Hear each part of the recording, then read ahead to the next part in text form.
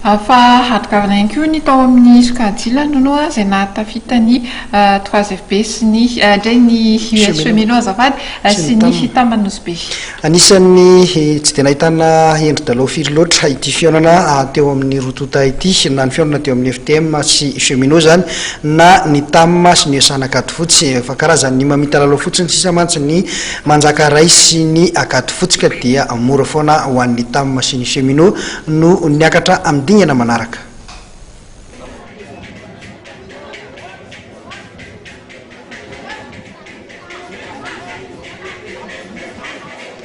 Tafita amin'ny lalao manasa-dalana ihany koa ny tanora Anosibe milalao sy ny US Cheminots taorin'ny lalao farany izay nitanterahany tamin'ity androany ity.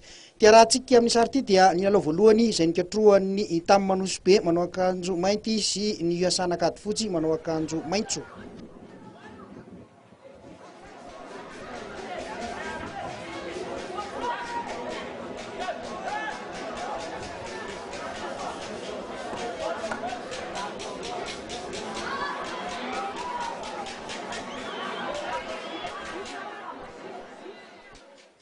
Ny TAM Anosibe teto no nivoaka nandresy tamin'ny sa 7-20 no 70.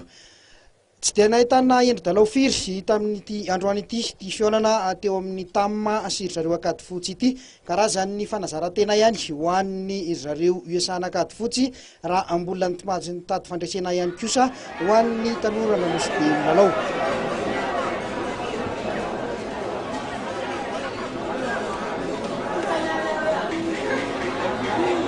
Manasa-dalana zany ny TAM amin'ity fiadinany tompon-daka ny TOP8 ity.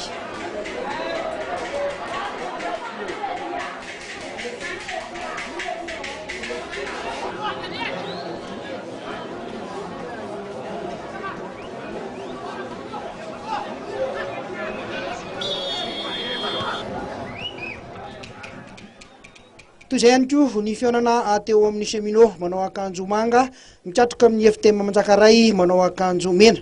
Nivoaka mpandresy teto ny Cheminots tamin'ny sa 70-30.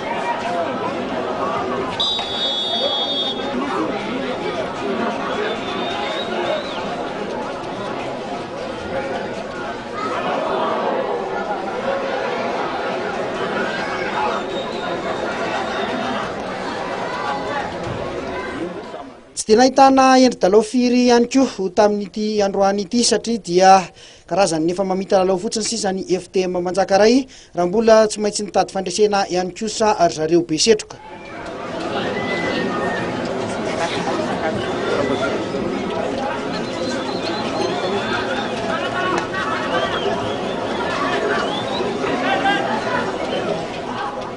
Araka izany dia nanao izay ho afany ny mpilalao andrideka sy solobe tamin'ity androany ity, izay nahatonga ese maromaro ka ampy nahazahoany bonisy ka nahafahany nibata ny fandresena nanoloana ny FTM Manjakaray. Ny FTM Manjakaray kosa tetsy ankilany izay dia nahatafiditra baolina 2-30 ihany koa na dia nanazatra ireo mpilalaoany fiandry maromaro azy tamin'ity androany ity. Mitohy amin'ny faran'ny herinandro zao zany ity fiadinany tompon-daka ny TOP8 ity.